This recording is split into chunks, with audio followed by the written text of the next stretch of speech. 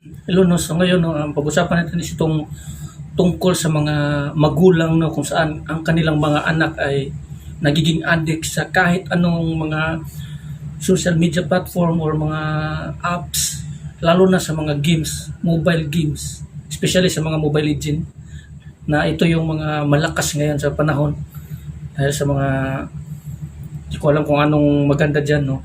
Pero maraming mga tao dyan, bata or matanda, no, naglalaro niyan, no. So maraming mga bata or mga tao, no, na namamatay dahil sa walang tigil sa kakalaro ng mga ganitong klaseng mga gameplay, no, na iniimbento ng mga tao sa labas ng bansa or sino ba. Kasi ang ibang mga kabataan or mga tao ay hindi na talaga kumakain, lalo na kung may nahabol sila doon sa mga laro nila or napapainit or nakakatuwa or ano na o sa ano ba yung ano nila, addicted po yan sa mga ganyang klaseng mga games or mga gameplay. Ito sa, kung babasihan natin ito sa Biblia, it is an act of idolatry, no.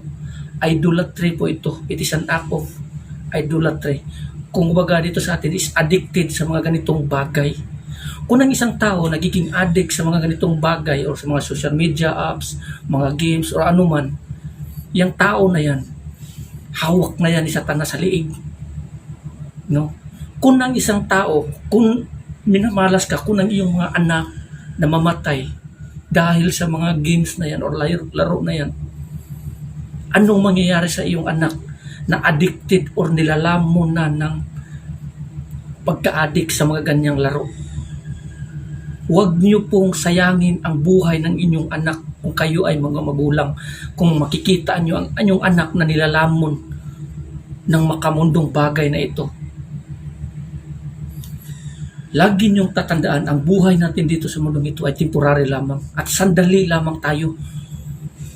This is the opportunity for us, no, na may buhay tayo dito to repent, na magbalik tayo sa ating Panginoon at maglingkod sa Diyos upang maging isa tayo sa Kanyang kaharian. Pero kung sasayangin nyo yung buhay nyo or yung mga anak nyo dahil nga na-addict sa mga ganyang laro, tapos biglang dumating ang kamatayan, ang sorpresa, ang kamatayan sa isang tao, anong mangyayari sa isang tao or bata na wala ang Panginoon sa kanilang puso at isip?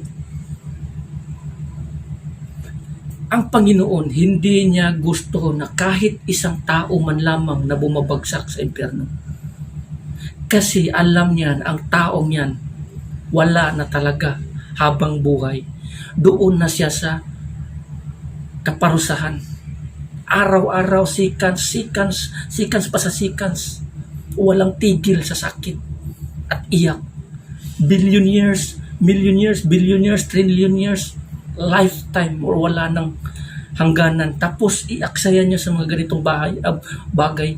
Maraming mga tao si Satanas nung nagagamitin niya na magpo-promote sa mga ganitong klaseng mga laro or ganitong klaseng mga bagay, mga social media platform, apps, mobile games, mga scam. Gagamitin niya ni Satanas to earn money para susuplayan niya ng mga pira yung mga tao na yan. Ito yung mga tao ni Satanas na magpo-promote ng kanyang mga ganyang laro upang ipa-addict ang mga tao, ipakita sa mga tao na maganda itong laro. Pero patibong lamang yan. Lagi niyong tatandaan yan. Ang buhay ngayon, napakahirap talagang makapasok sa kaharian. Humihigpit po dahil nga sa kasalanan, no, na nagginagawa ng mga tao ngayong panahon. Walang tigil. Kaya lagi nating bantayan ang ating sarili. Kasi kunting hakbang lang, kunting pagkakamali lang natin, maaari nating ikapahamak ang mga bagay na ating magagawa na kasalanan sa harap ng Panginoon. Pagbabayaran talaga natin ang buhay natin ito. Itong katawang lupa na ito, hindi ito magsasapir. Ano lang naman ang sapir o sakit na titiisin ng lupang katawan ito? Yung araw lang ng ating kamatayan dito sa mundong ito. Yung bibigay na, yung mapuputulan na tayo ng hininga. From last breath to last breath. And after that, the final judgment before God. Sa harapan mismo ng ating Panginoon. Kung ang Diyos wala sa puso natin, naharap tayo sa Kanya, ilalayo niya tayo sa ating presensya. Kasi kung wala ang Diyos sa ating puso, wala ang Diyos, hindi ang Diyos naghahari sa atin. Kung hindi ang Diyos naghahari sa ating puso, sino naghahari sa ating puso niyan? Ang kaaway, ang demonyo, si Satanas. Kung si Satanas ang naghahari sa iyong puso, hindi kanya tatanggapin sa kanyang kaharian. Bakit? Hindi kanya kilala or hindi mo siya nakikilala. Kaya nga sinasabi doon sa Biblia, I never knew you. Yung sinasabi ni Kristo pagdating ng panahon. Sasabihan lang sila ni Kristo, I never knew you. So mas pag sinabihan ka ng I never knew you, hindi kita kilala, mahigpit pa. Sa pinakamasakit na parusa ang haharapin mo. Dubli-dubli yan. Apoy. Kaya opportunity natin to. Kung kayo ay mga magulang na nakikita yung anak nyo, huwag nyo pong suportahan sa lahat ng kanilang ginagawa, lalo na sa mga bagay na makamundong ito, kung saan lalamunin sila na halos na nga hindi na kumakain. Nagdidilim na ang buong paligid para sa kanila. Nakapokus na sa cellphone kasi matindi ngayon eh. Ang kasalanan ngayon ng lahat nandito na sa gadget. Pinapatay nito ang dyaryo, salamin, radyo, o anuman, mga kamera, digital camera. Patay yan, pinapatay yan dahil sa cellphone na to. Patay din ang computer shop, cellphone at internet. Yan lang, nandito na lahat. So, lahat ng access ng lahat ng bagay, kasalanan or hindi kasalanan, makikita mo na sa cellphone. So nandito na lahat. So bawat, kasi nga meron ngayon no, mga magulang, mga elementary pa lang yung mga anak nila, sinusuplayan na nila ng mga ganito, hinahayaan na nila ang kanilang anak na lalamunin sa makamundong nais, sinasanay nila sa mga bagay na ito. So sa ganitong paraan, hinahayaan ng kanilang magulang na ang kanilang mga anak unti-unting mamamatay sa makamundong bagay. Kung unti-unti nilang pinapatay yung mga anak nila, pagdating ng araw, mamamatay din yan. Hindi sa literal na katawan, kundi malalaglag yan pagdating ng araw. Kung ang iyong anak naliligaw dahil nga nilalamon na siya ng mga bagay sa mundong ito, ikaw mismo na magulang ang may isa sa may kasalanan yan. Kasi, bakit mo hinahayaan yung anak mo na ganyan ang mangyayari? So, sino ang masisisi? Siyempre, yung magulang. Ang responsibility ng inyong magulang o ng mga magulang is yung itama ninyo ang inyong anak. Turuan nyo na magandang asal ang inyong mga anak sa salita ng Panginoon. Turuan nyo at ituro nyo ang daan patungo doon sa ating Panginoong Jesucristo at ihatid nyo sila doon sa ating Panginoong Jesucristo at sa pamamagitan ng ating Panginoong Jesucristo, doon sila tatahak. Pero tingnan mo ngayon ang mga magulang.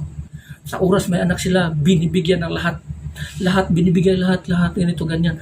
Pagdating ng araw na matanda na or mga teenager na or may isip na, nagiging disobedience na, suwail sa mga magulang. Kaya doon natutupad ang sinasabi ni Apostol Paul na in the last days perilous time will come. Maraming mga anak na magiging suwail sa araw ng katapusan. May nakamahirap na panahon ngayon, unti-unti na tayo. Patungo na tayo sa pinakamas malala pa. Ngayon, medyo apoy na yan. Pagdating ng araw, 10 years from now, 15 years, 20 years, nag-aalab na yan ang kasamaan yan. Lalo na ang kahirapan. Sa oras na ang kahirapan mag-aalab, lalong dadami ang gagawa ng kasalanan. Kaya ang lahat ng ito nagsimula sa magulang. Ituro nyo po, ihatid nyo po, gabayan nyo po yung anak nyo na magkaroon sila ng takot sa Diyos at lalaki sila ng may takot sa Diyos. Hindi yung mga bata na ini-exercise nyo, na hinayaan nyo lang. Nalalamunin sila ng mga makamundong bagay, makamundong nais. Walang ibang masisisi niyan kundi kayo pagdating ng araw. Hindi ang mga anak, kundi kayo ang number one na dahilan kung bakit nalalaglag at napupuno ng kasalanan ng inyong mga anak. Maraming mga bata ngayon, elementary pa lang, binibigyan nyo na lahat ng gusto nila, pinapanood ng lahat ng mga animated cartoons. Lahat ng mga animated cartoons created by Satan to deceive the kids. linlangin yung mga kabataan, mga bata, lalo na sa mga inosente. Tapos paglaki nila, gagawin pa nila, ito, childhood memories ko to, ganito, ganyan, pero hindi nila totoo, hindi nila alam na they are participating the works of Satan.